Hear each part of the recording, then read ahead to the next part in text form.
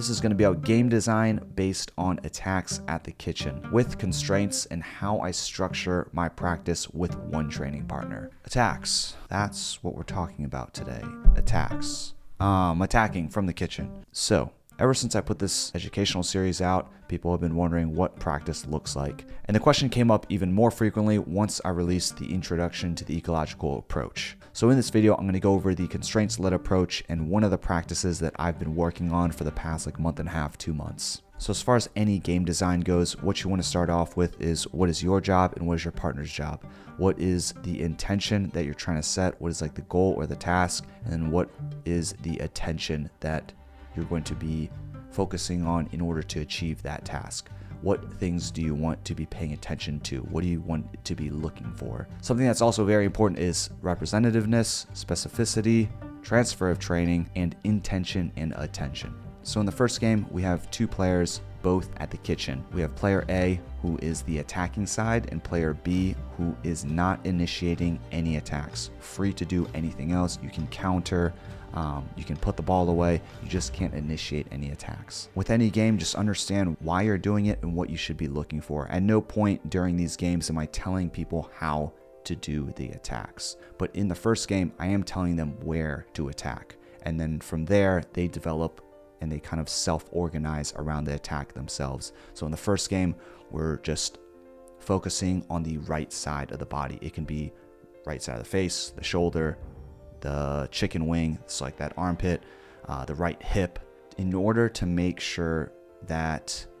the countering player isn't just sitting with their forehand. We tell the attacker that 90% of the attacks should be to the right side, but every once in a while, attack to the left side, just to make sure that the countering player isn't just sitting with their forehand up. The focus is for player A, who is on the attacking side, to really develop the strongest attack at the kitchen position. What this initially started off as was focusing on attacking and the accuracy and the placement, but then as time went on and as I was testing the games out with various people, what I started to realize was it wasn't just accuracy and placement, it was knowing which balls to attack, how to set up an attack using various dinks, and using the first ball to create a better opportunity for a put away with the second ball or the third ball, using deception and patience, and in some cases not attacking that very obvious ball like a dead dink. What's going on? I hope you're enjoying the video. It's that time. I'm going to do this Fiore ad. I'm actually going to talk about the two items that I just received, but I've been using, but now I have some new colors. And honestly, I just love talking about them because it's the most popular in my drawer and kind of in my closet. So we have the Strato Tech Tee and the Core Shorts. The Strato Tech Tee is great. I wear it all the time. I wear it at home. I wear it when I'm playing pickleball. I wear it when I'm going to dinner, wear it when I go run errands. It's nice because it's just like a very minimal but comfortable shirt. It's very nice quality. I haven't gotten the bacon neck, wrinkly neck up here. The material is great, so I don't get a ton of wrinkles. Of course, the Core Shorts are awesome. What I like about them most is now they come with like a 5-inch and a 7-inch inseam. Yeah, as always, just go to viore.com/buildingpickleball. You get 20% off your first order, free shipping on orders of $75 or more, and they also do free returns. Enjoy the rest of the video. Instead, you can move that ball around and use that, high pace, high speed, or spin dink to put your opponent in a position where they would pop up a ball then that becomes the ball that you want to attack. For me, I was beginning to identify how to handle the counter after I attacked. So what does countering that ball look like versus what does it look like when I should just reset it back into the kitchen, and how to stay in that point longer. Initially when we started attacks, I was very eager to just be like, I'm just going to go for this one shot kill, just hit the ball in the right spot and that should do the job, right? As we started to develop the games with some of the same partners or higher level partners, they would counter it or block it. I would get the ball back to me, and then even then, that second ball that was hit back to me wasn't exactly the right ball for me to attack again. So instead I would just reset it and try and marinate that point a little bit. So in this particular one, the constraints were only set on the placement and the target. They weren't set on the type of attacks that you could be doing. So you could set constraints for only off the bounce, only out of the air, only with your backhand, only with your forehand, specific locations like down the line or down the middle or on the player. And we didn't set any constraints as far as points, like saying you can only score if. So something I was finding throughout the games is like, what are the limits of attackable and unattackable balls? For me, it was like reset the first attack because they usually come so hard or a little unpredictable. So use a minimal swing, then get them on the next counter shot. Different solutions for the chicken wing side. What do attackable balls look like from my side? What do dinks look like that can cause this? And I think an unintentional byproduct of these attacking games is that my dinks improved as well. Definitely found out how to just be more intentional with the attacks and not just trying to speed the ball up anywhere, and making sure that if the player moved out of the way, that the ball was still staying in as well. So kind of varying that, right? Varying the speed and the pace of those balls, or if you can manipulate the ball with topspin to keep the ball in play, even if they move out of the way. And that's another constraint you can use for points is if you're in a game where your training partner keeps speeding up balls that are going outside and they're sailing and the opponents just keep moving out of the way, in order to encourage them to find a better solution, set a point constraint that says if the attack goes out, you lose a point or you lose the game. Not to say that those balls don't have a time and a place, but doing that all the time, especially against higher level players, you'll start to see that that just doesn't work. So the way I structure the practice is we start off with the initial game. There's no winning conditions, just set it to 10 minutes. So player A, say his name is Braden.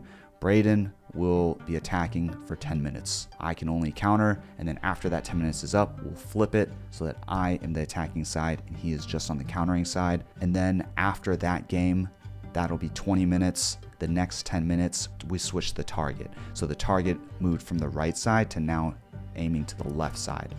Would you always attack there? No, but that's not to say we can't find solutions or methods that can still be effective in that area. And that's the whole purpose of these games, right? After that, we do an open location. And then during this game, I do like set this to like first to 11 or first to 10. So now it's open location. Players can attack at any location. It can be right, left. Looking back over the footage, so I'm looking at the games that Braden and I played, Braden from PickleballEffect. What I really liked about it and some of the feedback that I got from him is that it really narrowed down the focus. I think that's the most important part. I've said this before and I'll say it again. There's nothing wrong with situational games, right? Situational games is really just like the most common games that you see for practice is like, I'll start at the baseline, you're at the kitchen, I'll work my way up. We go from transition to kitchen. We go from like skinny singles, or we'll do like kitchen games where we're just trying to beat the person through dinking, or it just seems very open. So what I like about the constraints-led approach is that we're trying to narrow the focus down. The situational games just have a lot of variability, which depending on the skill level, the variability needs to be adjusted. I think with some of the newer players or the players that have a little bit more to develop, they might want to have a lower degree of variability, and the experienced players more variability. But I also vary that as the practice session goes on. So like I said before, like my practice session, we went from assigning an attacker to assigning a counter, and then later on as the games went on, anyone can attack, and then I usually end the practice with skinny singles so that you take what you just did and you apply it. So when I was talking about that representativeness, specificity, and transfer of training, the most important thing is to make sure that intensity is at 90% or more. We want to make sure this feels like competition.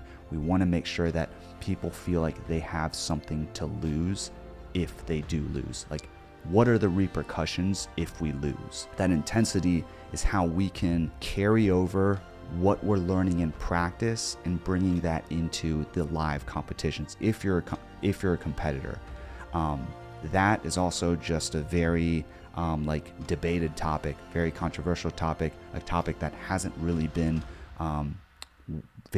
hasn't been well researched, is transfer of training. How do we know what we're doing has the highest level of effectiveness? How do we know if what we're doing has the highest degree of efficacy towards what we want and what we're using this skill or sport for. Another thing I really like about these games is that everyone I've done the games with has said this has been like tremendously helpful. It's been more fun, it's been more focused, it's been more intentional. The great thing about this is the creativity aspect. When you really narrow down the focus and the possibilities of what the player can do and the options, you start to come up with creative solutions that you may not have seen on the court before, that another player hasn't done, but you're starting to come up with it here. Because if you have a single target, there are multiple ways you can hit that target. And what we want to do is we want to encourage the performer to explore that, explore these solutions, explore the problem space, explore these constraints, and explore what that could look like. In this specific game, when we switch the location from the right side to the left side, you know, you hear it all the time, like never attack the left side, person sitting backhand. That isn't a hard and fast rule, but there obviously are times where that can work. And this is what is great about these games. It helps people figure out solutions. Most people are usually sitting on that backhand. So if they are, what kind of solutions can you come up with and strategies or different ways to be effective in attacking there? A point that's been made about the ecological approach and why it's so effective and important is that we want to create environments where mistakes are not only to be made, but embraced. We want people to embrace that failure. We want people to embrace taking those chances, taking those risks. When all you do is rec play or situated games with no intention or focus or constraints, what you end up doing, you rely on the habits that you've developed and you exploit just your strengths, but you're not exploring some of your weaknesses. You're not exploring what those strengths could also be.